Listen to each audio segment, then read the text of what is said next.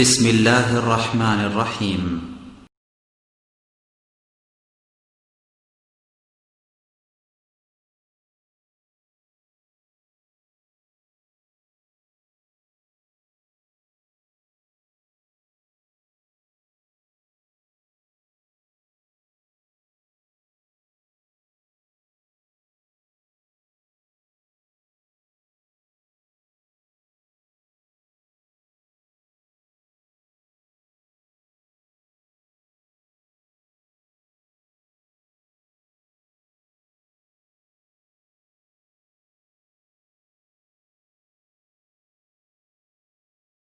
السلام عليكم ورحمة الله. إن الحمد لله نحمده ونستعينه ونستغفره ونؤمن به ونتوكل عليه ونعوذ بالله من شرور أنفسنا ومن سيئات أعمالنا. من يهده الله فلا مضل له ومن يضلل فلا هادي له. وأشهد أن لا إله إلا الله وحده لا شريك له وأشهد أن محمدا عبده ورسوله. أما بعد فأعوذ بالله من الشيطان الرجيم. وقرن في بيوتكن ولا تبرجن تبرج الجاهلية الأولى. عن عبد الله بن عباس رضي الله تعالى عنه قال قال رسول الله صلى الله عليه وسلم اطلعت في النار فرأيت أكثر أهلها النساء. রাহুল বুখারী মুসলিম। সম্মানিত উপস্থিতি, প্রশংসা আল্লাহর জন্য, শান্তি অবতীর্ণ হোক আল্লাহর রাসূলের উপর সাল্লাল্লাহু আলাইহি ওয়াসাল্লাম। আমাদের 2 দিনব্যাপী সম্মেলনের উপস্থিত দিনী ভাই বোন, আপনারা বিভিন্ন জায়গায় হয়তোবা কথাবার্তায় ব্যস্ত আছেন। আমরা আপনাদেরকে নিজ নিজ কর্ম ত্যাগ করে, রাস্তাঘাটে চলাচল বন্ধ করে সামনে এসে গুরুত্বপূর্ণ আলোচনা শোনার জন্য আন্তরিকভাবে অনুরোধ জানাচ্ছি। আর তোমরা যারা সামনে বাচ্চারা, ছেলেরা ছোটাছুটি করছো, যারা দায়িত্বশীল তাদেরকে বলছি, এসব বাচ্চাদেরকে তোমরা মাঠ থেকে সরিয়ে নাও। বাচ্চারা বোঝে না, এখন পর্যন্ত তারা মাঠে ছোটাছুটি করে। আপনারা যারা বাম দিকে দাঁড়িয়ে আছেন, আপনাদেরকে আমরা অনুরোধ জানাচ্ছি, আপনারা সামনে এসে বসে পড়ুন। আমি বুঝি না আপনারা বাইরে এত চলা প্রয়োজন মনে করছেন কেন। সব সময় নিজের গতিকে প্রাধান্য দিবেন, এটা ঠিক নয়। এটা একটা দিনই বৈঠক।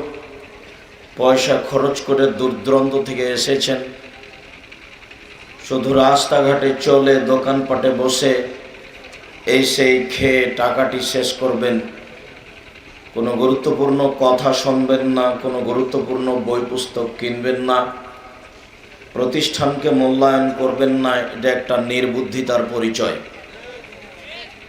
মানুষ বিবেকহীন হবে দিন ধর্মের বৈঠকে এসেও তার প্রমাণ পরিচয় দেখা যায়। আমরা অনুরোধ জানাচ্ছি, ভদ্রতা বজায় রাখুন। এইভাবে রাস্তাঘাটে চলাচল করা বন্ধ করুন। জরুরি প্রয়োজন ছাড়া ওদিকে যাবেন না। এটা একটা দিনই বৈঠক। আমি যেটা মোটেই পছন্দ করি না, সেই ব্যাপারে আপনাদেরকে আন্তরিকভাবে জোরালো অনুরোধ জানাচ্ছি, এসব মন্দ কথা কর্ম আপনারা ত্যাগ করুন। আমরা দেশের বিভিন্ন এলাকার বিভিন্ন জেলার বড় বড় আলেমদেরকে দাওয়াত দিয়েছি, তারা এসে উপস্থিত হয়েছেন। আগামীকালকে ইনশাআল্লাহ উপস্থিত হবেন। তারা গুরুত্বপূর্ণ আলোচনা পেশ করছেন। তার একটি গুরুত্বপূর্ণ আলোচনা শুনলেন জনাব আকরামুজ্জামান বিন আব্দুস সালামের মুখে। আকরামুজ্জামান বিন আব্দুস সালাম একজন উচ্চশিক্ষিত মানুষ, কোরআন হাদিসের বড় পণ্ডিত। তিনি আপনাদেরকে গুরুত্বপূর্ণ আলোচনা শোনাচ্ছিলেন। তাতে তিনি বলছিলেন যে রাসূল সাল্লাল্লাহু আলাইহি সাল্লাম যখন বললেন আমার উম্মত হবে ৭৩ দল, সবাই জাহান্নামে যাবে, একটি জান্নাতে যাবে। সাহাবীগণ বললেন সে দল কোনটি? তখন রাসূল সাল্লাল্লাহু আলাইহি সাল্লাম আর দলের নাম উল্লেখ করলেন না। তখন কোনো দলের কথা আর তিনি বললেন না, অথচ আগের কথাগুলি ছিল দল, যে বানি ইসরাইল ৭২ দলে বিভক্ত হয়েছে আর আমার উম্মত ৭৩ দলে বিভক্ত হবে। তাহলে উত্তরে দল আসাই প্রয়োজন ছিল। তখন উত্তরে বলতেন যে সেই দল আহলে হাদিস নামে পরিচিত লাভ করবে বা কোনো একটা নামে পরিচিত লাভ করবে, এরকম কিছু তিনি বললেন না।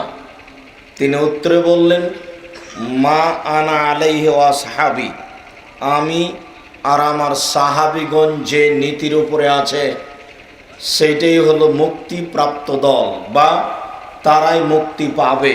তাহলে কোনো দলের নাম হলো না। আল্লাহ রাসূল এবং সাহাবিগণের আকীদা আদর্শই হচ্ছে জান্নাত পাওয়ার মাধ্যম, দল নয়। এত গুরুত্বপূর্ণ আলোচনা তিনি করলেন, আর আপনি কোথায় রাস্তাঘাটে চলে সময় কাটালেন, তা আপনি কি সফলতা অর্জন করবেন? এত বোকামির পরিচয় দিয়ে সময় কাটায়েন না। দীর্ঘ সময় নিয়ে এসেছেন, বলতে গেলে আগামীকাল, আগামী রাত সকাল পর্যন্ত বা কোনো একটা পর্যায় পর্যন্ত বড় বড় আলেম ওলামা আসবেন, তাদের কথাকে মূল্যায়ন করবেন, আমল করার চেষ্টা করবেন। আন্তরিকভাবে আমি আপনাদেরকে অনুরোধ জানাচ্ছি, সামান্য প্রয়োজনে বাইরে যাওয়া প্রয়োজন মনে করবেন না। কই আমি তো কাল থেকে আছি, একবারও বাইরে যাইনি, দোকানেও দাঁড়াইনি। আমার ছাত্র জীবন থেকে নিয়ে এখন পর্যন্ত আমি কোনোদিন দোকানে বসে সময় কাটিয়েছি তা আমার মনে পড়ে না। আমি ১৯ বছর যাবৎ নওদাপাড়াতে আছি, নওদাপাড়ার কোনো দোকানে বসে আমি চা খেয়েছি ১৯ বছরের প্রমাণ নেই। চায়ের দোকানদার জানে কি না শুধু নাম জানে, রাস্তা দিয়ে হাঁটলে হয়তো বা বলে যে ওইটা আব্দুর রাজ্জাক, এই কথা বলতে পারে। চায়ের স্টলে আমাকে কোনোদিন দেখেছেন চায়ের স্টল কেন? কোনো দোকানদার এই কথা বলতে পারবে না। আমার মা যখন আমাকে বাড়ি থেকে বের করতেন তখন বলতেন দোকানে বসিও না, প্রাইভেট পড়ায়ও না, কাউকে বন্ধু হিসাবে গ্রহণ করো না, কাউকে দোস্ত হিসাবে গ্রহণ করো না। আর মাঝে মধ্যে বলতেন যে যাকে দোস্ত বলবে কয়েকদিন পরে দোস্ত কেটে যাবে, তখন ও তোমাকে মারে চলে যাবে, পেটে ছুরি দিয়ে চলে যাবে, বন্ধু করবে না, বাস শত্রুতা ঘটবে না, সবাই তোমার বন্ধু। তখন থেকে অভ্যাস কি কখন থেকে তা আমার স্মরণে নেই। সাধারণত দুইজন যেখানে বসে থাকে সেখানে আমি বসা পছন্দ করি না। 1978 সালে মাওলানা শীষ মাহমুদ সাহেব চাঁপাইনবাবগঞ্জ নরেন্দ্রপুরের একজন বড় আলেম, নাচল মাদ্রাসার হেড মুহাদ্দিস, বোখারি পড়াতেন। আমি একটানা 8 বছর যাবৎ তার দুপুরের খাদ্য নিয়ে গেছি। একদিন দুপুরের খাদ্য নিয়ে যাচ্ছি তো ট্রেন স্টেশনের উপর দিয়ে যেতে হয়, যারা পান বিক্রি করে তারা আমাকে চিনে, তো আমাকে একটা পান দিয়েছে। তো আমি পানটা মুখে দিয়েই প্রতিষ্ঠানে ঢুকে গেছি। তো আমার মুখে পান দেখে মাওলানা শীষ মাহমুদ সাহেব বলছেন, আমি তো মনে করছিলাম যে তুই পড়াশোনা করে মানুষ হবি, দেখছি তুই পান খাচ্ছিস, পান খাই বেড়াস। একটা ক্ষুব্ধ হয়ে এভাবে বলে দিলেন। তো আমার এটা আর পছন্দ হলো না। আমি 1978 সাল থেকে নিয়ে এখন পর্যন্ত কোনোদিন পান মুখে দিনি। হালাল হারাম সেটা পরের কথা, আমি পছন্দ করি না।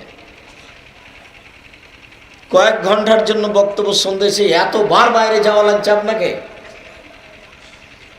কি নিজেকে মানুষ মনে করেন না নাকি? এইভাবে ঢং ঢং করে সারা রাস্তা হেঁটে বেড়াচ্ছেন কি করে? যা টাকা নিয়েছিলেন এখনই শেষ, তো কাল পর্যন্ত কি খাবেন? এই হিসেব কি? তাহলে অন্যান্য প্রোগ্রামে যান, 2 দিন 3 দিন প্রোগ্রাম চলে, এইভাবে ঘুরে বেড়ান। মনে রাখেন, আমি পছন্দ করি না এটা জামিয়া সালাফিয়ার সম্মেলন। আলেম ওলামাদের মতামত ভেঙে আলেম ওলামাকে এক মাঠে, এক স্থানে, এক পথে নিয়ে আসার পরিকল্পনা, দেশবাসীকে, জাতিকে এক পথে, এক মাঠে, এক মতে নিয়ে আসার ঐকান্তিক ইচ্ছে, আল্লাহর ইচ্ছার সাথে যদি এক হয় তাহলে এটা কবুল হবে, বাস্তব হবে ইনশাআল্লাহ।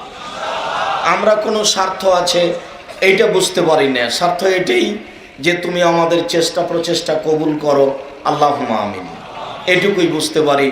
সম্মানিত উপস্থিতি,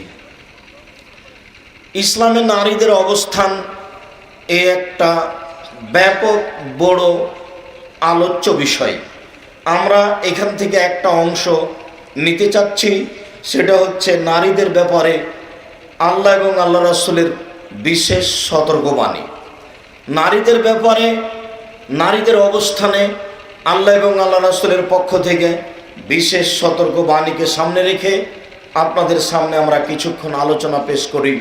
মহান আল্লাহ বলেন, ওয়াকারনা ফি বুয়ুতিকুন্না ওয়ালা তাবাররাজনা তাবাররুজাল জাহিলিয়াতিল উলা। হে মুসলিম মহিলা, তোমরা বাড়িতে থাকো। বন্যতার যুগে, বর্বরতার যুগে, অসভ্যতার যুগে নারীরা যেভাবে প্রদর্শনী দিয়ে চলতো, সেইভাবে তোমরা রাস্তাঘাটে নিজেকে দেখিয়ে প্রদর্শনী দিয়ে চলো না। এটা আল্লাহ তাআলার আদেশ।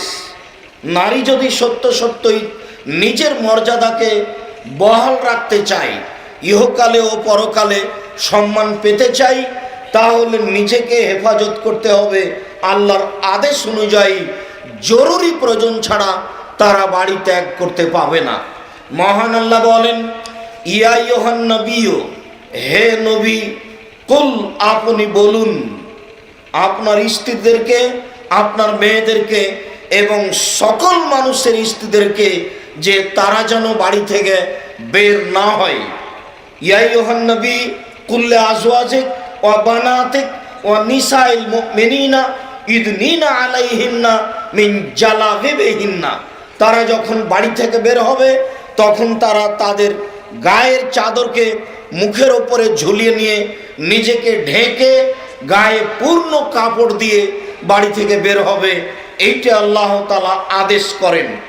পূর্বের আয়াতে আল্লাহ তাআলা নারীদেরকে বাড়িতে থাকার জন্য জোরালোভাবে আদেশ করেন। রাস্তাঘাটে চলা কাজটি, যেখানে সেখানে যাওয়া কাজটি, নিজের রূপচেহারা দেখিয়ে যাওয়া কাজটি, দেখানো কাজটিকে জাহেলিয়াতের যুগের কাজ, বন্যতার যুগের কাজ, বর্বরতার যুগের নারীদের কর্ম বলে, নারীদের কাজ বলে, নারীদের অভ্যাস বলে আল্লাহ তাআলা উল্লেখ করেন। তাহলে তারাকে বাড়িতে থাকতে হবে। প্রয়োজনে কি তাহলে তারা দিন ধর্ম শিক্ষার জন্য বা আত্মীয় স্বজনের বাড়ি যেতে পারে না? অবশ্যই যেতে পারে। এই কথাটাই আল্লাহ তাআলা বলছেন যে তোমরা তোমাদের চাদরকে মুখের উপরে ঝুলিয়ে নিয়ে ইসলামী পোশাক পরে, ঢিলা ঢালা পোশাক পরে বাড়ি থেকে বের হবে। এইটা আল্লাহ তাআলার আদেশ। আল্লাহ তাআলা বলেন, অকুল্লিল মুমিনাত ইয়াগযুজনা মিন আবসারিহিন্না ওয়া ইয়াহফাযনা ফুরুজাহুন্না ওয়া লা ইউবদিনা যিনাতাহুন্না। হে নবী, আপনি মুসলিম মহিলাদেরকে বলে দেন, তারা যখন রাস্তায় চলবে তারা যেন তাদের চক্ষুকে নিচু করে চলে। শুধু পুরুষকে পর্দা করতে হবে এ কথা নয়, নারীদেরকেও পর্দা করতে হবে। পুরুষকেও যেমন পর্দা করতে হবে, চক্ষু নিচু করে চলতে হবে, এই কথা আল্লাহ তাআলা বলেন। নারীকেও চক্ষু নিচু করে চলতে হবে, এই কথা আল্লাহ তাআলা বলেন। আল্লাহ তাআলা নারীদেরকে আদেশ করে বলেন যে তোমরা পথে চলার সময় চক্ষু নিচু করে চলো, সাথে সাথে তোমরা নিজের শরীরকে, বক্ষ, গ্রীবাদেশকে তোমাদের আঁচল দিয়ে, চাদর দিয়ে ঢেকে রাস্তায় চলো। তোমরা তোমাদের অঙ্গ প্রত্যঙ্গ মানুষের সামনে প্রকাশ করো না। কার সামনে তারা তাদের অঙ্গ প্রত্যঙ্গ প্রকাশ করতে পারে, বিষয়টি আল্লাহ তাআলা উল্লেখ করেছেন ধারাবাহিকভাবে। আল্লাহ তাআলা অন্যত্রে বলেন, ওয়াইদা সাআলতুমুহুন্না মাতান ফাসআলুহুন্না মিন ওরাই হিজাব।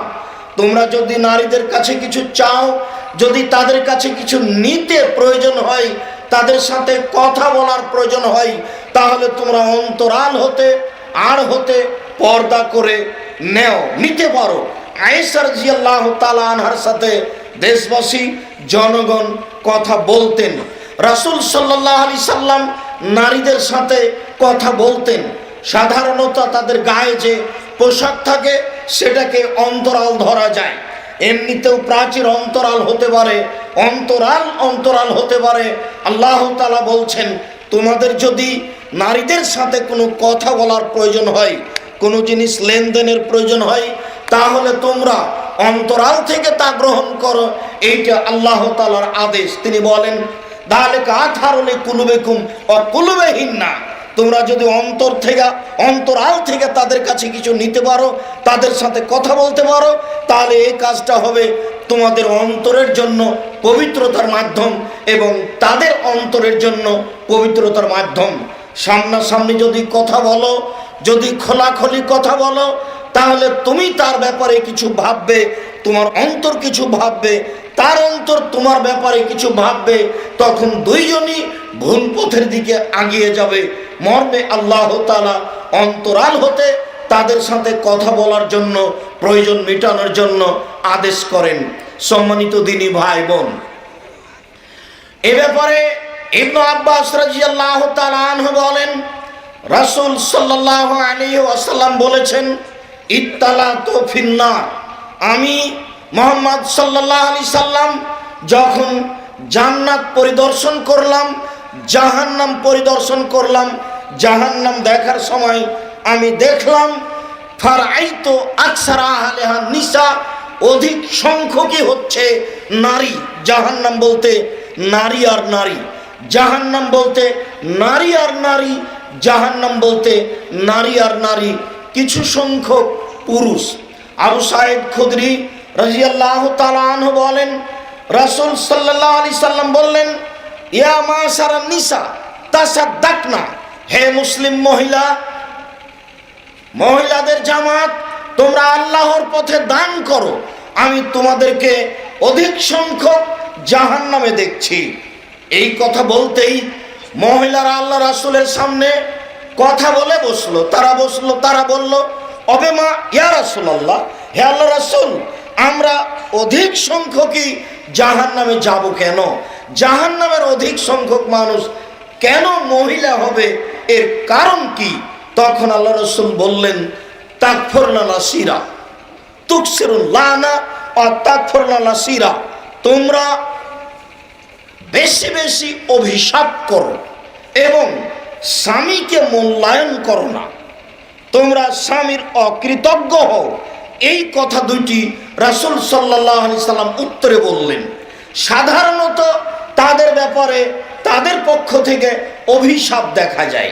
2 জন 5 জন এক জায়গাতে হলেই পরস্পরে যেটা আলোচনা করে সেটা হলো, আমার স্বামী ভালো নয়, আমার ছেলে ভালো নয়, অমুক ভালো নয়, আমি তার পক্ষ থেকে কষ্ট পাই, স্বামী আমাকে এইভাবে বলে। তারা এই কথাগুলি বেশি বলা বলি করে, যা পরস্পরের নিন্দা, যা পরস্পরের অভিশাপ। এই কথা রাসূল সাল্লাল্লাহু আলাইহি সাল্লাম বললেন তাদের বেশি জাহান্নামে যাওয়ার মাধ্যম। উপস্থিত বৈঠকের দিনী মুসলিম বোন, আমরা আপনাদেরকে আন্তরিকভাবে জোরালো অনুরোধ করে বলছি, আপনারা এই কথা থেকে ফিরে আসুন। এক জায়গাতে বসলেই 5 জন 7 জন এক জায়গাতে হলেই পরস্পরে স্বামীর বদনাম করা, ছেলেদের দুর্নাম করা, দেবর ভাসুরের দুর্নাম করা, আশেপাশের লোকের উপরে অভিশাপ করা, তাদের ব্যাপারে, সাধারণ ব্যাপারে তাদের বিরুদ্ধে কথা বলা, এইসব কথা থেকে আপনারা বিরত থাকার চেষ্টা করুন। পরের অংশে রাসূল সাল্লাল্লাহু আলাইহি সাল্লাম বললেন যে তারা স্বামীর অকৃতজ্ঞ, স্বামীকে মূল্যায়ন করে না। সত্য সত্যই যদি দেখা যায় নারীদের অনেক কষ্ট, তুলনামূলক বাহ্যিকভাবে আমরা পুরুষদের কষ্ট কম দেখি, তবুও রুজির মাধ্যম হচ্ছে পুরুষদের হাতে, যার কারণেই নারীদেরকে তাদেরকে মূল্যায়ন করতে বলা হয়েছে, স্বামীকে মূল্যায়ন করতে বলা হয়েছে। মর্মে যেহেতু এটা আল্লাহর দেওয়া বিধান, আপনারা প্রাণপণে চেষ্টা করবেন স্বামীকে মূল্যায়ন করা। রাসূল সাল্লাল্লাহু আলাইহি সাল্লাম বলেছেন, নারী মহিলা যদি 4টা কাজ করতে পারে তাহলে জান্নাতে 8টি দরজা খোলা, জান্নাতের যে কোনো দরজা দিয়ে প্রবেশ করতে পারে। তখন আল্লাহ রাসূল বলেছেন, 1 5 ওয়াক্ত সালাত আদায় করলো, 2 রমজান মাসে সিয়াম পালন করলো, 3 স্বামীকে মেনে চললো, 4 লজ্জাস্থানকে হেফাজতে রাখলো, জেনায় লিপ্ত হলো না। এই 4টা কাজ যদি তারা করতে পারে তাহলে জান্নাতের যে কোনো দরজা দিয়ে তারা প্রবেশ করতে পারবে। এই 4টার একটা হচ্ছে স্বামীকে মূল্যায়ন করা।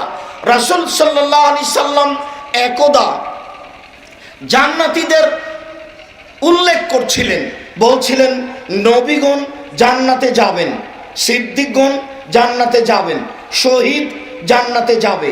এইভাবে বলতে বলতে এক পর্যায়ে বললেন যে নারীরা জান্নাতে যাবে। এই পর্যন্ত বলে তিনি চুপ থাকলেন না, তিনি বললেন ওই সব নারী জান্নাতে যাবে, 1 যারা বেশি বেশি বাচ্চা দিতে পারে, 2 যারা স্বামীকে বেশি ভালোবাসে, 3 স্বামী যদি রাগ করে তাহলে স্বামীর হাত ধরে বলে, যতক্ষণ পর্যন্ত আপনি আমার ওপরে খুশি না হবেন, সন্তুষ্ট না হবেন, ততক্ষণ পর্যন্ত আমি এই 2 দাঁত দিয়ে দাঁতে কিছু চাবাবো না, অর্থাৎ কিছু ভক্ষণ করব না, খাবো না, যতক্ষণ পর্যন্ত আপনি খুশি না হবেন। এই হচ্ছে স্বামী মূল্যায়ন করা নারী। যারা স্বামীকে এইভাবে মূল্যায়ন করে তারাই জান্নাতে যাবে, রাসূল সাল্লাল্লাহু আলাইহি সাল্লাম বলেন। রাসূল সাল্লাল্লাহু আলাইহি সাল্লামকে জিজ্ঞাসা করা হলো, সবচেয়ে উত্তম জিনিস কি যার যাকাত লাগে না? সঞ্চিত সম্পদ কি যার যাকাত লাগে না? তখন রাসূল সাল্লাল্লাহু আলাইহি সাল্লাম বলেন, উত্তম বস্তু হচ্ছে নারী যার যাকাত লাগে না, উত্তম বস্তু হচ্ছে নারী, উত্তম সম্পদ হচ্ছে নারী যার যাকাত লাগে না। উত্তম সম্পদ ভালো নারীর জন্য তিনি 3টে গুণ উল্লেখ করলেন। 1, স্বামী যখন আদেশ করে তখন পালন করে, স্বামী যখন তার দিকে লক্ষ্য করে তখন হাসি মুখে স্বামীর সাথে কথা বলে।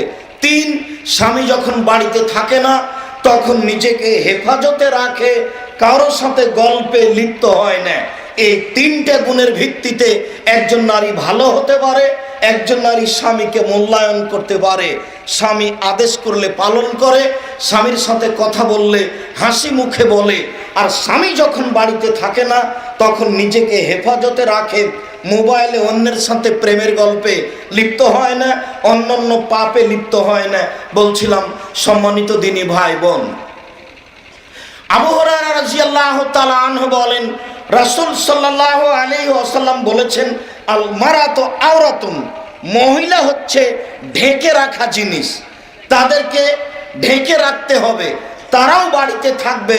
এটাই হচ্ছে রাসূল সাল্লাল্লাহু আলাইহি সাল্লামের আদেশ।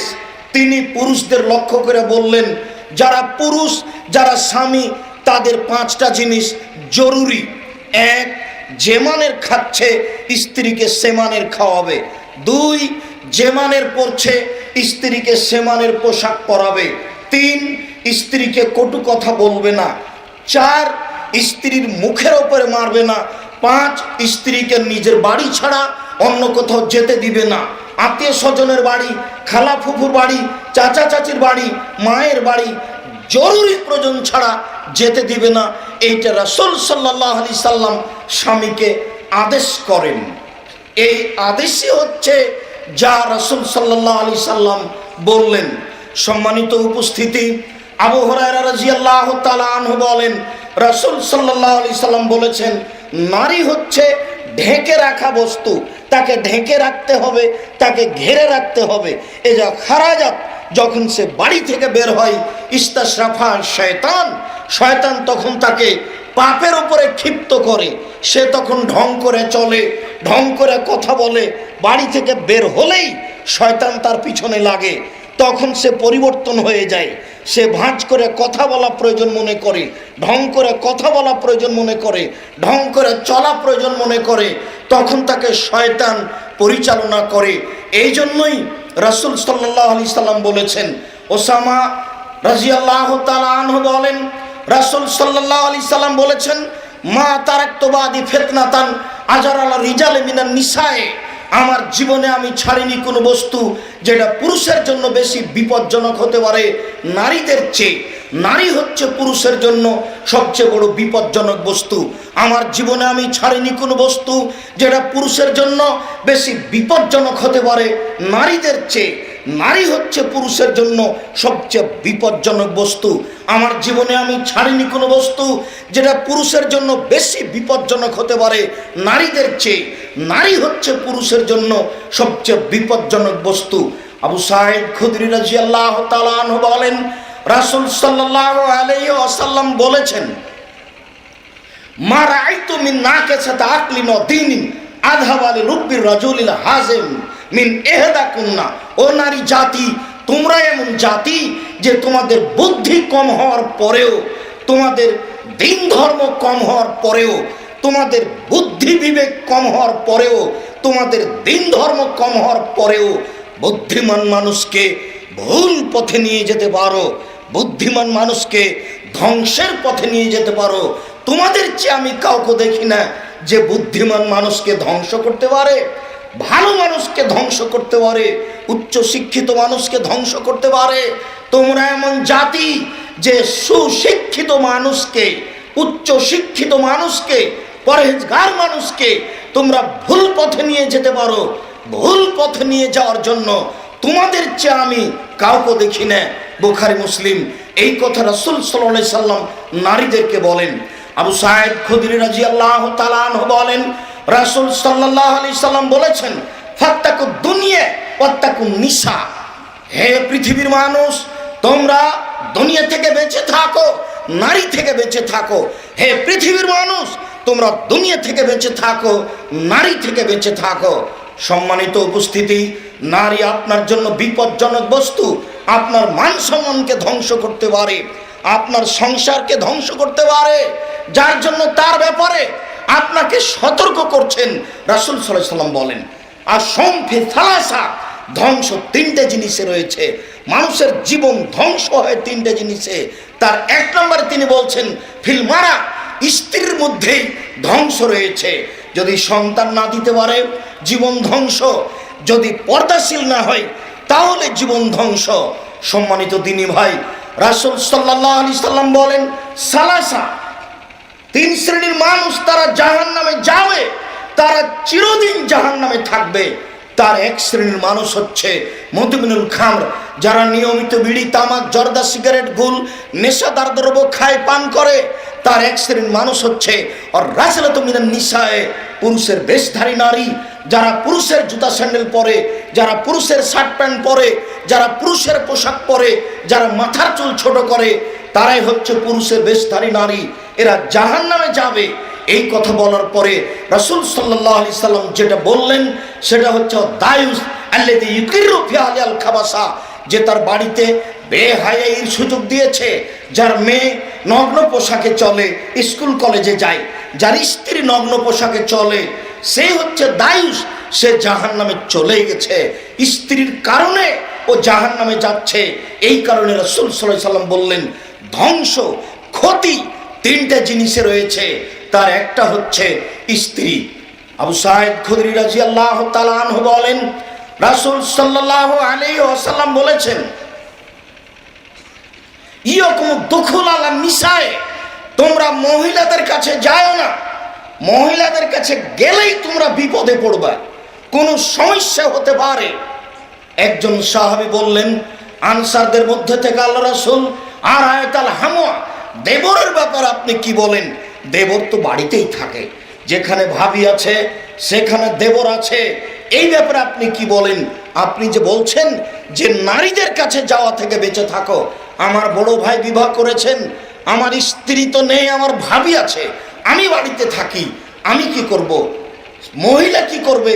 তখন আল্লাহ রাসূল উত্তরে বললেন, আল হামকাল মত, দেবর হচ্ছে মরণের মতো।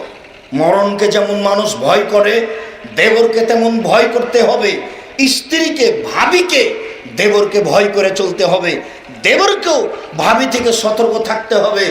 ভাবির অর্থ এই নয় যে তার সাথে কথা বলতে হবে, তার সাথে কুটকুট করে গল্প করতে হবে, অন্যায় জড়িয়ে পড়তে হবে। এ ব্যাপারে রাসূল সাল্লাল্লাহু আলাইহি সাল্লাম কঠোর ও কঠিনভাবে সতর্ক করেন। আনাস রাদিয়াল্লাহু তাআলা আনহু বলেন, রাসূল সাল্লাল্লাহু আলাইহি ওয়াসাল্লাম বলেছেন, লা ইয়াখলুনু রাজুলুন বিইমরাতিন ইল্লা কানা সালাসুম শাইতান। অবশ্যই যেন কোনো পুরুষ কোনো নারীর সাথে নির্জনে একত্রিত না হয়। অবশ্যই যেন কোনো পুরুষ কোনো নারীর সাথে নির্জনে একত্রিত না হয়। কোনো পুরুষ যদি কোনো নারীর সাথে নির্জনে একত্রিত হয়, তাহলে তৃতীয় জন হবে শয়তান, তারা বিপদে পড়বেই। তৃতীয় জন হবে শয়তান, তারা বিপদে পড়বেই, তাদের ধ্বংস সুনিশ্চিত হবে। আবু সাঈদ খুদরি রাদিয়াল্লাহু তাআলা আনহু বলেন, রাসূল সাল্লাল্লাহু আলাইহি সাল্লাম বলেছেন, লা তুবাশিরুল মারাতাল মারাতা ফাতানাথা লিজাওজিহা কানু ইয়ানজুরু ইলাইহা। কোন মহিলার গায়ে হাত লাগাতে পারে না। পুরুষ তো বহু দূরের কথা, যার কারণে আমি আলোচনায় বিভিন্ন জায়গায় আপনাকে বলেছি যে একজন মহিলাকে হলুদ মাখাতে পারে না। বিবাহের বৈঠকে হলুদ মাখতে হবে পুরুষ নারীকে, বর কনেকে। এই ব্যাপারে রাসূল সাল্লাল্লাহু আলাইহি সাল্লাম কিছু বলেননি। বুখারীর এক হাদিসে এসেছে, আব্দুর রহমান আউফের কাপড়ে একটু হলুদ রং দেখে আল্লাহ নবী বলছেন, কি খবর, তুমি কি বিবাহ করেছো নাকি? তখন তিনি বলছেন, জি, আমি বিবাহ করেছি। হলুদ রং তার কাপড়ে লেগেছে, এতে প্রমাণ হয় তিনি বিবাহ করেছেন। এর অর্থ এই নয় যে আমাদের দেশের নীতিতে হলুদ মাখতে হবে, বর যাবে কনের বাড়িতে হলুদ মাখতে, কনে যাবে বরের বাড়িতে হলুদ মাখতে। তার মানে মানুষ নিচে নামতে নামতে নামতে পশু প্রাণী হয়ে গেছে, গরু ছাগলের মতো হয়ে গেছে। বিবাহ হয়নি, বর কনের বাড়িতে যেতে পারে কি করে হলুদ মাখতে, কনে কি করে বরের বাড়িতে যেতে পারে হলুদ মাখতে? এটা শিক্ষা হয় কি করে? এটা ধর্ম হয় কি করে? এটা নীতি হয় কি করে? এটা মানবতা হয় কি করে?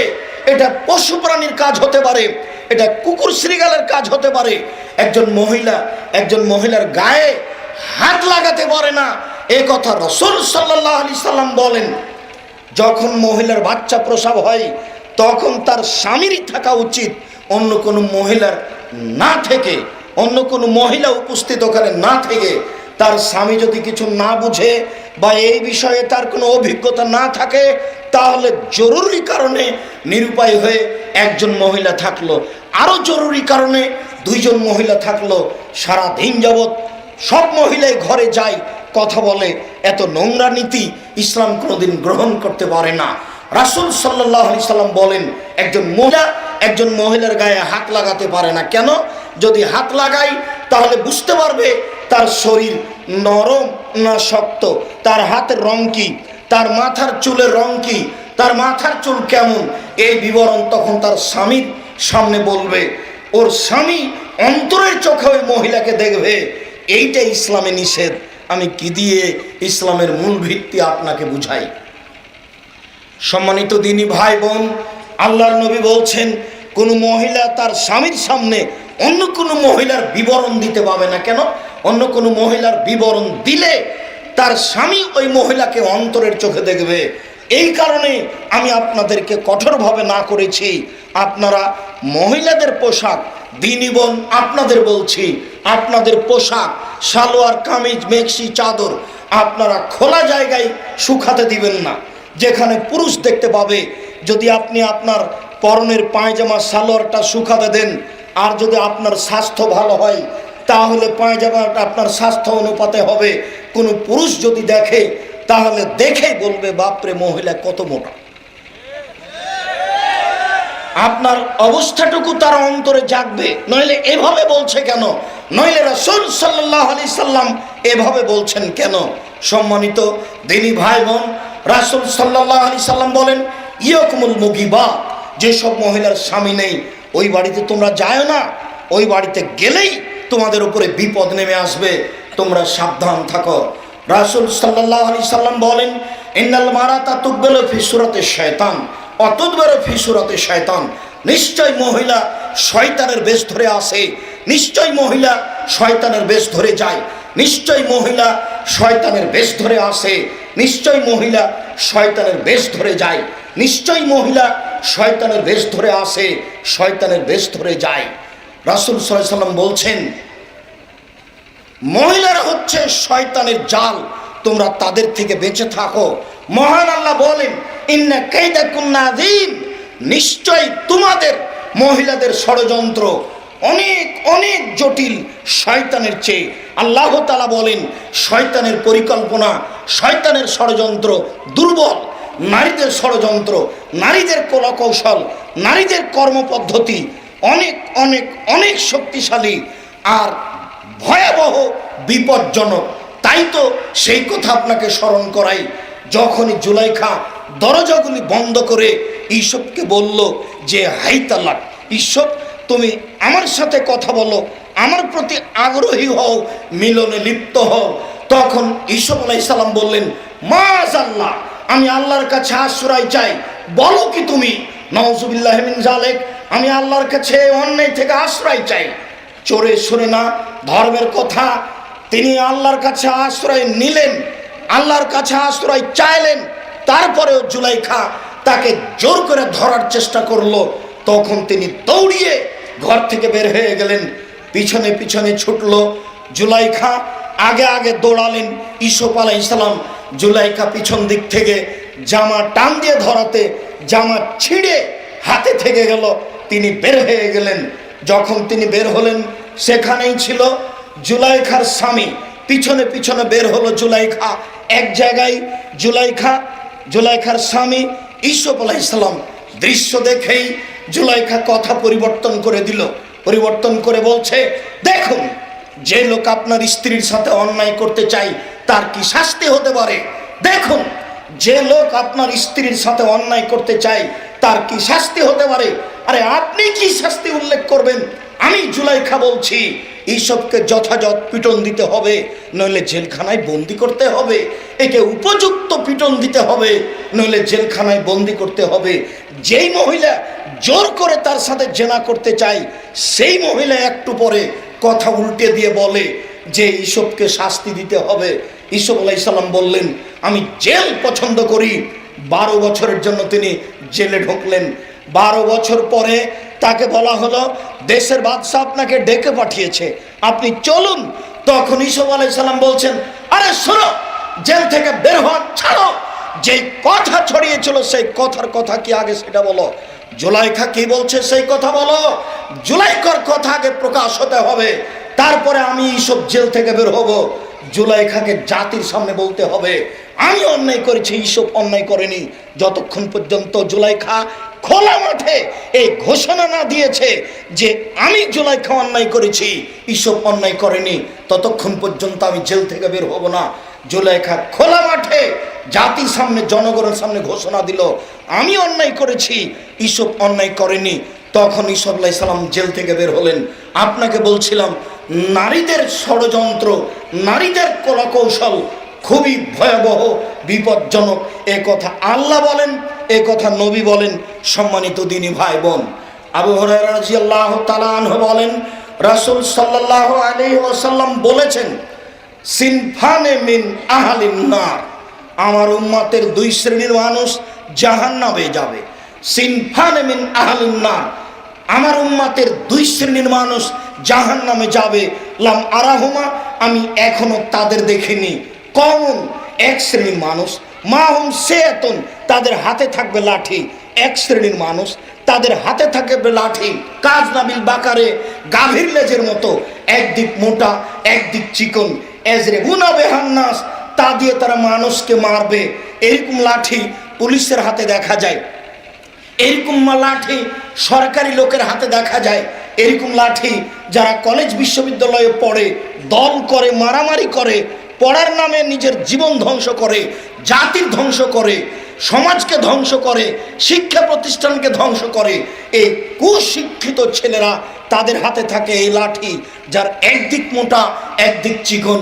এরকম লাঠি যাদের হাতে থাকবে তারা জাহান্নামে যাবে, এই কথা রাসূল সাল্লাল্লাহু আলাইহি সাল্লাম বলেন। তিনি বলেন দ্বিতীয় শ্রেণীর মানুষ হচ্ছে নিসাউন, মহিলা, কাসিয়াতুন, কাপড় পরে থাকে, আরিয়াতুন, উলঙ্গ। মহিলা মানুষ কাপড় পরে থাকবে আবার উলঙ্গ। তাহলে কেমন কাপড়কে উলঙ্গ বলা যেতে পারে? যেটা আপনার স্ত্রী পরেন, যেটা আপনার মেয়ে পরে, সেটাই হচ্ছে উলঙ্গ পোশাক। সম্মানিত দিনী ভাই বোন, যেটা আপনি দেখতে পাচ্ছেন পোশাক হবে ঢিলা ঢালা, পোশাক হবে বড়, যেটা পায়ের নিচে অর্ধ হাত ঝুলবে, সেইখানে আঁটো বোরখা, যেটা ফ্যাশন বোরখা বলে আপনারা জানছেন, এটা বোরখা হয় কি করে? আর যেটা আরো আঁটো পোশাক, সেটা পোশাক হয় কি করে? রাসূল সাল্লাল্লাহু আলাইহি সাল্লাম বলেন নিসাউন, মহিলা, কাসিয়াতুন, কাপড় পরে থাকে, আরিয়াতুন, উলঙ্গ। মুমিলাতুন, তারা পুরুষকে নিজের দিকে আকৃষ্ট করে, যেটা আপনারা রাস্তাঘাটে দেখতে পান। এই ধরনের নগ্ন মহিলা রাস্তাতে হাঁটলেই পুরুষেরা তাদের দিকে চেয়ে থাকে। মায়লাতুন, পুরো মহিলারা নিজেরাও আকৃষ্ট হয়। বাড়িতে ছিল ভালো ছিল, যখনই বাড়ি থেকে বের হয়ে রাস্তাঘাটে চলে তখনই কেন যেন কেমন কেমন করে, আনছান করে। রাস্তার একবার এই দিকে যায়, একবার ওই দিকে যায়, হাত নাড়ে, মুখ ভাঁজ করে কথা বলে, বিভিন্নভাবে চলার চেষ্টা করে। এরাই পুরুষের দিকে আকৃষ্ট হয়েছে। লায়েক খোলাম জান্নাত, এরা জান্নাতে যাবে না, এরা জান্নাতে তো যাবে না, যাবেই না, এরা জান্নাতে তো যাবে না, যাবেই না। ওলা ইয়াজিদনা রিহাহা, তারা জান্নাতের গন্ধ পাবে না। ফাইনা রিহা তুজাদু মিন মাসিরাতি কাদা ওয়া কাদা, যে জান্নাতের গন্ধ এত দূরত্ব পথ থেকে পাওয়া যায়, 1 বছরের দূরত্ব পথ। এখানে আছে জান্নাত, এখান থেকে একটা দ্রুতগামী ঘোড়া দৌড়াতে লাগলো। 1 বছর দৌড়িয়ে যত পথ যাবে, সেই পথের মাথায় যদি আপনি দাঁড়ান, তাহলে আপনি জান্নাতের গন্ধ পাবেন। জান্নাত কত উন্নত মানের থাকার জায়গা, আর কত সুন্দর সুগন্ধিপূর্ণ স্থান, সেই জান্নাতের গন্ধ পাবে না এইসব নারী যারা নগ্ন পোশাকে চলে। সম্মানিত উপস্থিত বৈঠকের দিনী বোন, আপনাদেরকে আমরা আন্তরিকভাবে অনুরোধ জানাচ্ছি, দেখুন মরতে হবে, আজ হোক আর কাল হোক। অতএব পোশাক পরিবর্তন করুন, পর্দার পথ অবলম্বন করুন, স্বামীকে মূল্যায়ন করুন, 5 ওয়াক্ত সালাত আদায় করুন। এই মর্মে আপনাদের সাথে এখানে এসে জরুরি কয়েকটি কথা। এই ছেলে বসো, বাচ্চা ছেলেগুলি কি করে দৌড়াবেড়ে চলাচল করে? তোমরা যারা দায়িত্ব পালন করো, শিক্ষক, তারা কি করো? এই লোকগুলি হাঁটাহাঁটি করে কি করে? বসেন। এখানে ঘোরাঘুরি করতে এসেছেন না কিছু দিন শুনতে এসেছেন? শরম করেন না কেন? ইতস্তবোধ করেন না কেন? লজ্জাবোধ হয় না কেন? কেন রাস্তায় ঘুরে বেড়াচ্ছেন? কি পেয়েছেন? আপনাকে ভোট চাওয়ার জন্য ডেকেছি? কোনো দলের কথা বলি যে আমার সংগঠন করতে হবে, দল করতে হবে, এ কথা বলি আপনাকে? তাহলে আপনার তিতা লাগার কি আছে? এসেছেন, চুপচাপ বসে থাকবেন। এটা আন্তরিকভাবে অনুরোধ জানাচ্ছি। আমি উদ্বোধনী আলোচনায় আপনাদের বলেছি, অনেক দূর দূরান্ত থেকে এসেছেন, এই আশাটাকে মূল্যায়ন করবেন। আপনি সেই কোথায় কক্সবাজার, কোথায় বান্দরবন, কোথায় চট্টগ্রাম, সেখান থেকে এসেছেন, কোথায় ফরিদপুর, মাদারীপুর, শরীয়তপুর, কোথায় বরিশাল, ভোলা, কোথায় সিলেট, কোথায় আপনার দিনাজপুর, লালমনিরহাট, নীলফামারী, কুড়িগ্রাম, পঞ্চগড়, ঠাকুরগাঁও, সেখান থেকে এসেছেন, কোথায় খুলনা, বাগেরহাট, সেখান থেকে এসেছেন। তো নিজেকে একটু ভাবছেন না কেন? আন্তরিকতা আছে, ভালোবাসেন, কোরআন হাদিসের আলোচনা শুনবো মনে করে, প্রতিষ্ঠানটা দেখবো মনে করে এসেছেন। আলহামদুলিল্লাহ, আপনাদের আমরা আন্তরিকভাবে শুকরিয়া আদায় করি। এই মর্মে আপনাদের সাথে জরুরি কথা যেটা, সেটা হলো এই প্রতিষ্ঠান সেই প্রতিষ্ঠান যাকে আপনি দিনরাত ভাবেন, যেটা জামিয়া সালাফিয়া হাটাবো, বীর হাটাবো, রূপগঞ্জ, নারায়ণগঞ্জ, ঢাকা, এটাই এই প্রতিষ্ঠান। এই কাঁঠাল গাছই সেই কাঁঠাল গাছ, ওই যে দেখা যাচ্ছে, সেটা 2013 সালের 24শে আগস্ট রোজ মঙ্গলবার সকাল 11টার সময় ওই কাঁঠাল গাছের নিচে এলাকার কিছু লোকজনকে নিয়ে বলেছিলাম, আমার হাতে টাকা নাই, এ কথা সত্য, এখানে প্রতিষ্ঠান গড়বে, এ কথাও সত্য। ইনশাল্লাহ গড়বেই গড়বে।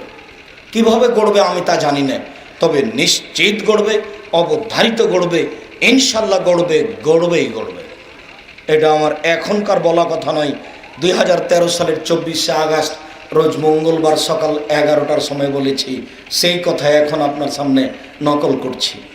আমার বিশ্বাসের অভাব নেই, আমার দৃঢ়তার অভাব নেই। আমি বিশ্বাস করি আল্লাহকে, যে তুমি সর্বশক্তিমান, তুমি এই কাজ করতে পারো। এটা আমার প্রথম বিশ্বাস।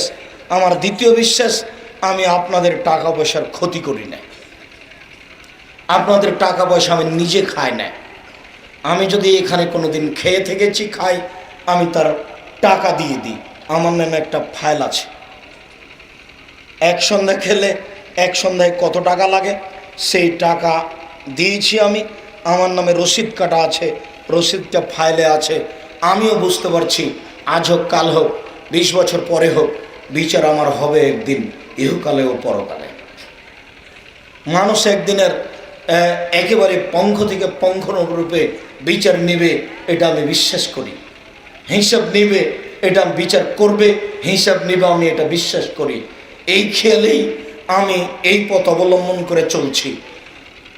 যেখানে বসে আছেন তার পিছন দিকে অর্ধেকের উপরে ছিল লাউ গাছের বাগান, লাউ তরকারি, লাউ গাছের মাচান। তো হঠাৎ করে এই প্রতিষ্ঠানের গান, আগে থেকে তিনি থাকতেন, তার ছেলে, তিনি এই প্রতিষ্ঠানকে অন্তর থেকে ভালোবাসেন। আমার আশারা শুরু থেকে তিনি এই প্রতিষ্ঠানে থাকেন।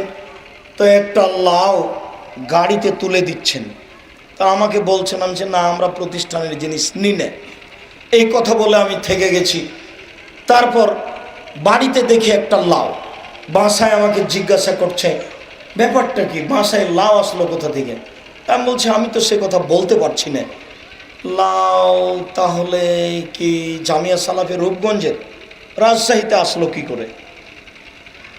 এখন খোঁজ নিয়ে ড্রাইভারকে জিজ্ঞাসা করলাম। ড্রাইভারকে বলছি ব্যাপারটা কি, বাসায় লাউ আসলো কী করে? তো ড্রাইভার বলছে যে ওই গাড়িতে দিয়ে দিয়েছে। তো তুমি জানো না যে আমরা এই প্রতিষ্ঠানের জিনিস খাই না? তখন আমরা পরের দিন লাউটা ড্রাইভারকে দিয়ে দিলাম।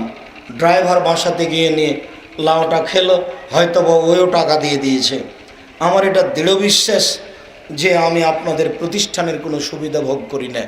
আপনাদের প্রতিষ্ঠানের লাউ আমার গাড়িতে রাজশাহী চলে গেছে, সে লাউ আমি খাইনি। বিচারের মাঠে আমি এই কথা বলবো ইনশাল্লাহ, আজকে বলছি। আমার অন্তর সবসময় এটা দৃঢ়তার সাথে বলে, আপনাদের আমি টাকা পয়সা নষ্ট করি না, খাই না। এক সন্ধ্যা খেলে আমি তার টাকা দিয়ে দিই। এতটুক যে আপনাদের প্রতিষ্ঠানে জামিয়া সালাফিয়া ডাঙ্গিপাড়া পবা রাজশাহী, এই প্রতিষ্ঠানে আমি শিক্ষকতা করি। ওই শিক্ষকতা থেকে আপনাদের কাছ থেকে আমি কিছু বেতন নিই। ওই বেতন দিয়ে আমরা সংসার পরিচালনা করার চেষ্টা করি। আমরা আপনাদের এখান থেকে যে কোটি কোটি টাকা, লক্ষ লক্ষ টাকা আপনারা দিচ্ছেন, এই টাকা আমরা সরিষা সম পরিমাণ 1 পয়সা ভক্ষণ করি না বলে আমার অন্তর বলে কাজে আমি সফল হব ইনশাল্লাহ। এটাই আমার দৃঢ়তা, এটাই আমার ভিত্তি যে আমি কাজে সফল হবই হব ইনশাল্লাহ। উপস্থিত পরিকল্পনার 2-1টা কথা আপনাকে শোনাই। এই ভবনটা 5 তলা, 2.5 থেকে 3 কোটি টাকা খরচ হয়েছে বলে আমার অনুমান। হিসাব রক্ষক হিসাব করছেন, এটা অডিট হবে, তখন আরও স্পষ্ট বুঝতে পারবো। পিছন দিকে একটা আবাসিক ভবন, 6 তলার 2য় তলার ছাদ হয়েছে। 24 জন শিক্ষক আবাসিক ভবনে পরিবার নিয়ে থাকবেন। আপাতত 3 জন মাদানী শিক্ষক যারা মদিনা বিশ্ববিদ্যালয় থেকে পড়ে এসেছেন, তারা আমার সবাই ছাত্র, তারা পরিবার নিয়ে সেখানে থাকছে। আরেকটা ইউনিট রেডি হয়েছে সম্মেলনের পরে, সেখানে আরেকজন শিক্ষক যাবেন। প্রতি স্তরে 4টা পরিবার থাকেন।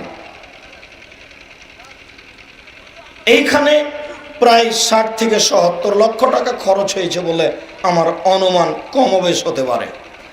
এরপরেও ধারাবাহিকভাবে 6 তলা পর্যন্ত হতে থাকবে।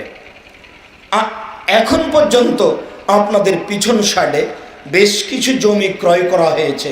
প্রায় 1.5 কোটি টাকার মতো হতে পারে। আমার অনুমান হিসাব পিছন দিকে আরও 30 শতক জমি কিনা হয়েছে, বিলে আরও 34 শতক জমি কিনা হয়েছে, যেগুলো আমার আসার পরে। এইখানে পিছন সাইডে যেখানে মেয়েরা অবস্থান করছে ওখানে 44 শতক জমি আছে। জমিদাতা দেওয়ার জন্য প্রস্তুত আছেন, সময়ে আপনাদেরকে তিনি জমি দিয়ে দিবেন, সেটা আপনাদেরকে কিনতে হবে। আপনারা সেই কেনার প্রতীক্ষমান রয়েছেন। তাহলে এই প্রতিষ্ঠানটা প্রায় 18 থেকে 20 বিঘা জমির উপরে হবে বলে আমরা অনুমান করছি ইনশাআল্লাহ। সম্মানিত দিনী ভাই বোন, এই প্রতিষ্ঠানে কোনো মসজিদ নেই। গ্রামবাসীর তৈরি করা একটা মসজিদ, যেটা ভাঙাচুরা অবস্থায় আছে। সব বাচ্চাদেরকে সেখানে ধরে না। হিফজখানার বাচ্চারা তাদের হিফজখানাতেই সলাত আদায় করে, বাকি বাচ্চারা এখানে সলাত আদায় করে। অত্র প্রতিষ্ঠানে 3000 মুসল্লি এক স্তরে ধরবে এরকম একটা মসজিদ নির্মাণ করার পরিকল্পনা আল্লাহ কবুল করুক, এটা হিসাব। তার এক স্তরে 4 কোটি টাকা খরচ হবে বলে আমরা অনুমান করছি। প্রতি স্তরে 3000 মুসল্লি ধরবে। আপাতত 2 জামিয়া সালাফিয়া রূপগঞ্জ নারায়ণগঞ্জ ঢাকা, জামিয়া সালাফিয়া ডাঙ্গিপাড়া পাওয়া রাজশাহী, এই 2 জামিয়ায় প্রায় 1900 ছেলে মেয়ে পড়াশোনা করে। এখানে আপাতত 372 প্রায় 400 জন ছেলে পড়াশোনা করে, প্রায় 200 জন মেয়ে পড়াশোনা করে। জামিয়া সালাফিয়া রাজশাহী ডাঙ্গিপাড়ায় প্রায় 850-900 ছেলে পড়াশোনা করে, প্রায় 450 মেয়ে পড়াশোনা করে। প্রায় 80 থেকে 82 জন এতিম আছে, 24 জন মেয়ে এতিম আছে, তার 18 জন বড় মেয়ে আছে যারা এখন বিবাহ দেওয়ার মতো হয়ে এসেছে, যারা রাজশাহীতে অবস্থান করে। ছেলে মেয়ে এতিম সহ প্রায় 82 জন এতিম 2 প্রতিষ্ঠানে অবস্থান করে, যাদের খরচ আপনারা বহন করেন। সম্মানিত দিনী ভাই বোন, এই প্রতিষ্ঠানে আপাতত প্রায় 100 জন শিক্ষক শিক্ষিকা কর্মচারী অবস্থান করছেন, যাদের বেতন লাগে প্রতি মাসে 9,86,000। প্রায় প্রতি মাসে 10 লক্ষ বেতন লাগছে আপাতত। সময়ের গতিতে আরও বাড়বে। প্রতি মাসে 9,86,000 বেতন আসে, প্রায় 10 লক্ষ আপনারা বেতন দিচ্ছেন শিক্ষক শিক্ষিকা মণ্ডলীদেরকে, যারা আপনাদের নির্লসভাবে আন্তরিকতার সাথে আপনাদের খিদমত করে আসছে। আপনাদের বাচ্চাদেরকে উন্নত মানের শিক্ষা দেওয়ার জন্য তারা জীবন বাজি রেখে চেষ্টা চালিয়ে যাচ্ছে। তার কিছু ফল একটু আগে ভোগ করলেন। আগামীকালকে আপনারা মেয়ে বাচ্চারা আপনাদের সামনে আসবে ইনশাআল্লাহ। ছোট ছোট মেয়ে বাচ্চা আপনাদের সামনে আসবে, তারা এই প্রস্তুতি নিয়ে প্রতীক্ষমান আছে। আজকে কিছু ছেলে বাচ্চাদের দেখলেন, আগামীকালকে আশাবাদী ছোট ছোট মেয়ে বাচ্চারা আপনাদের সামনে আসবে। আপনাদের সামনে তাদের দিন ধর্ম কি শিখছে তা পেশ করবে, বিষয়টি আপনারা দেখবেন। সম্মানিত দিনী ভাই বোন, আমার যখন 25 তারিখ হয় মাসের, তখন একটু মাথা ব্যথা করে উঠে যে কিভাবে 10 লক্ষ টাকা হতে পারে।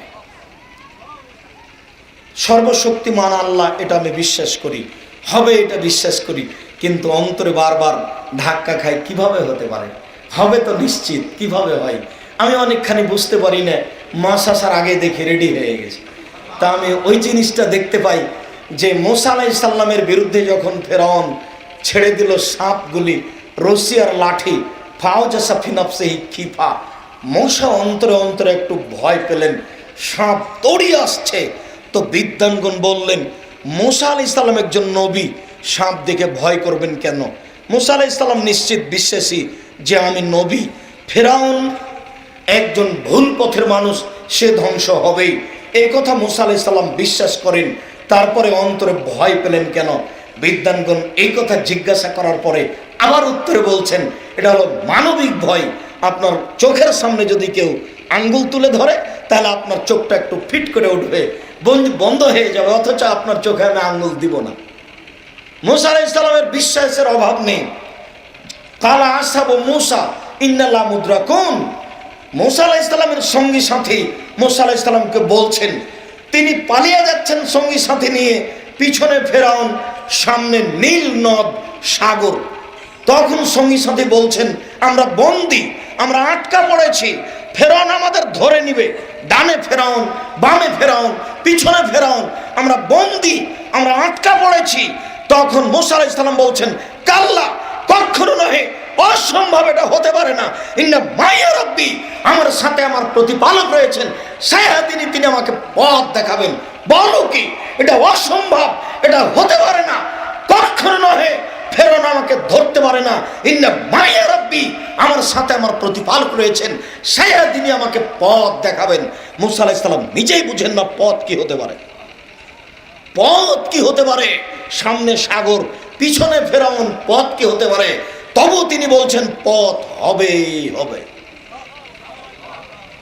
আল্লাহ বলছেন একটু লাঠি দিয়ে সাগরের উপরে মারো, পানির উপরে আঘাত করতেই সাগরের পানি দুই দিকে সরে গেল। আল্লাহ বলছেন কাত্তাউদিল আজিম, পানির পাহাড় হলো, বিশাল পাহাড়। পানি যখন দুই দিকে সরে গেল তখন কোন জায়গাতে পানির পাহাড় হলো 3 কিলোমিটার, অর্থাৎ পানির গভীরতা যদি 3 কিলো হয় তাহলে পানির পাহাড়ের উচ্চতা 3 কিলো। যদি কোনো জায়গাতে 10 কিলো হয়, যদি কোনো জায়গাতে 1500 কিলো হয় পানির গভীরতা, তাহলে পানির পাহাড়ের উচ্চতা কত হলো? 1500 কিলোমিটার। আল্লাহ তাআলা বলেন বিশাল পাহাড় হয়ে পানি দাঁড়িয়ে থাকলো, মাটির উপর দিয়ে মুসা আলাইহিস সালাম জনগণ নিয়ে হেঁটে পার হয়ে গেলেন। এই রাস্তায় ঢুকে পড়লো ফেরাউন সদল বলে, এই নীল নদে সাগরে ডুবে মরল। ফেরাউন ক্ষমতা এমনভাবে হারালো যেটা সে নিজেও বুঝতে পারলো না ক্ষমতাশীল কাকে বলে। সম্মানিত দিনী ভাই বোন, বিশ্বাস রাখে আল্লাহর উপরে, প্রতিষ্ঠান চলবেই চলবে ইনশাআল্লাহ। আমরা এদেশের মাটিতে এক উন্নত মানের প্রতিষ্ঠান গড়তে চাই, যেখানে ছেলেমেয়েরা বাংলা, অঙ্ক, ইংরেজি, আরবি উন্নত মানের শিক্ষা অর্জন করে অন্যায়ের বিরুদ্ধে লড়বে মুখে কলমে মিডিয়াই। এই আশায় কাজ চালিয়ে যাচ্ছি। আমি প্রাথমিকভাবে আপনাদের কাছে যেটা রেখেছি সেটা হলো দোয়ার দরখাস্ত। আন্তরিকভাবে দোয়া করবেন, যেটা মাঠে ঘাটে দিন রাত আমি বলছি। আল্লাহ যদি কবুল করেন তাহলে আর কোনো সমস্যা নেই, আর আল্লাহ যদি কবুল না করেন তাহলে সারা পৃথিবী লেগে কোনো কিছু করতে পারবো না। এই মর্মে প্রথমে অনুরোধ জানাই, আন্তরিকভাবে একটু দোয়া করবেন, আল্লাহ আব্দুর রাজ্জাক সাহেবের প্রতিষ্ঠানকে তুমি কবুল করো, আল্লাহুম্মা আমিন। আল্লাহ মানুষ দিয়ে ব্যবস্থা করেন, মর্মে বলছি। ছেলে মেয়ে পাঠাবেন, মূল্যায়ন করার চেষ্টা করব। পরামর্শ দিবেন, মূল্যায়ন করার চেষ্টা করব। মানুষের পয়সা দিয়ে আল্লাহ প্রতিষ্ঠান চালাচ্ছেন, মর্মে সকলকেই সময়ে সহযোগিতা করতে বলে থাকি। আজকে এই মুহূর্তে এই বৈঠকে, এখন দিনই বৈঠকের আপনার বৈঠকি দান আপনাকে করার জন্য আমি অনুরোধ জানাচ্ছি। এইখানে বলে রাখছি যে যখনই খেতে যাবেন পাশে টাকা নেওয়া হচ্ছে রসিদের মাধ্যমে, সেখানে টাকা দিয়ে রসিদ নেবেন। আপনার আশেপাশে দেখবেন আপনার টাকা দেওয়ার বাক্স আছে কালো কালারের, সেখানে টাকা দিবেন। কিছু টাকা দিয়ে যাবেন, সব শেষ করে যাবেন না। বৈঠকি দানে সকলকে, এখানে যারা আছেন সবাইকে অংশগ্রহণ করার জন্য বলছি। আমি নিজেও আপনাদের এখানে এই উপস্থিত বৈঠকি দানে অংশগ্রহণ করছি। সকলকে আমি আপনাদেরকে এই বৈঠকি দানে অংশগ্রহণ করার জন্য অনুরোধ জানাচ্ছি। 2000, 5000, 500, 150 উপস্থিত বৈঠকের মুসলিম বোন আপনারা যারা আছেন সবাই বৈঠকি দানে অংশগ্রহণ করেন। কেউ এই মুহূর্তে দান থেকে বিরত থাকবেন না। আল্লাহ রাসূলের ওই বাক্যটি মূল্যায়ন করো তো, যে যতটুকু দিল আল্লাহ তুমি তার ততটুকু পূর্ণ করো, যে যতটুকু দিল না তুমি তার ততটুকু ক্ষতি করো, ক্ষতির আশায় আমি যাই না। এই ছেলেরা তোমরা আসো, ছেলেদের হাতে দিবেন। মেয়েরা তোমরা তো যাও, যারা মেয়েরা আছো তোমরা যাও, সবাই অংশগ্রহণ করবেন। 50 টাকা হোক, 500 টাকা হোক, 100 টাকা হোক, 10 টাকা হোক, 20 টাকা হোক, কেউ খালি থাকবেন না। কারো কাছে যদি আপাতত না থাকে আরেকজনের কাছ থেকে নিয়ে ছেলেদের হাতে দিবেন। সকল দিনই ভাই বোনকে আমি আন্তরিকভাবে জামিয়া সালাফিয়ায় সহযোগিতা করার জন্য অনুরোধ জানাচ্ছি। আপনার অর্থে বরকত আসবে, এটা আমি বিশ্বাসী। আমি আপনাদের একজন দিনী ভাই হিসাবে আন্তরিকভাবে আপনাদের জন্য দোয়া করি। আল্লাহ রাসূলের ওই কথাটি, আল্লাহ তুমি যে যতটুকু দিচ্ছে তুমি তার ততটুকু পূর্ণ করে দাও। আল্লাহুম্মা সাল্লি আলাইহি, আল্লাহুম্মা বারিক আলাইহি। আল্লাহ তুমি তাদের অর্থ সম্পদে বরকত দান করো, তুমি তাদের আহাল পরিবারে শান্তি দাও, তুমি তাদের অর্থ সম্পদে বরকত দান করো। আল্লাহ, পৃথিবীর বিভিন্ন দেশ থেকে, বিভিন্ন জায়গা থেকে আমার দিনী ভাই বোন যারা সহযোগিতা করে, তুমি তাদের পাপকে ক্ষমা করো, তাদের অর্থ সম্পদে বরকত দান করো, তাদের রুজি রোজগারে বরকত দান করো, তাদের ছেলে মেয়েকে হেফাজতে রাখো, তাদের ছেলে মেয়েকে উচ্চশিক্ষিত করো। আল্লাহ, পৃথিবীর বিভিন্ন স্থান থেকে যারা জামিয়া সালাফিয়া রূপগঞ্জ, নারায়ণগঞ্জ, ঢাকা, জামিয়া সালাফিয়া রাজশাহী এই প্রতিষ্ঠানে দান করে থাকে, তুমি তাদের সহযোগিতা করো, তুমি তাদের সাহায্য করো, তুমি তাদেরকে দিনের উপরে উদ্বুদ্ধ করো, তুমি তাদের রুজি রোজগারে বরকত দান করো। যারা এখানে উপস্থিত তোমার দরবারে আংশিক কিছু পয়সা দান করছি, তুমি তাদেরকে সাহায্য করার তৌফিক দান করো, তাদের অর্থ সম্পদে বরকত দান করো। আল্লাহুম্মা সাল্লি আলাইহি, আল্লাহুম্মা বারিক আলাইহি। আর আরেকটা জরুরি কথা, আরেকটা জরুরি কথা আমি ভুলে গেছি, সেটা হলো এই জামিয়া সালাফিয়ার মুখপাত্র হচ্ছে মাসিক আল ইতেশাম। যারা বিভিন্ন জেলা থেকে এসেছেন, যাওয়ার সময় ওখানে একটা ঠিকানা লিখে দিয়ে যাবেন, মোবাইল নাম্বার সহ। আপনার সাথে আমরা যোগাযোগ রাখবো। আর এক কপি অন্তত নিয়ে যাবেন মাসিক আল ইতেশাম। 50টা প্রশ্নের উত্তর রয়েছে।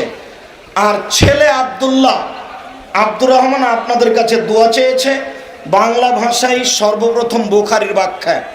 গত বছর আব্দুল্লাহকে দেখেছেন, উপস্থিত হতে পারেনি। ছেলে আব্দুল্লাহ আপনাদের কাছে দোয়া চেয়েছে।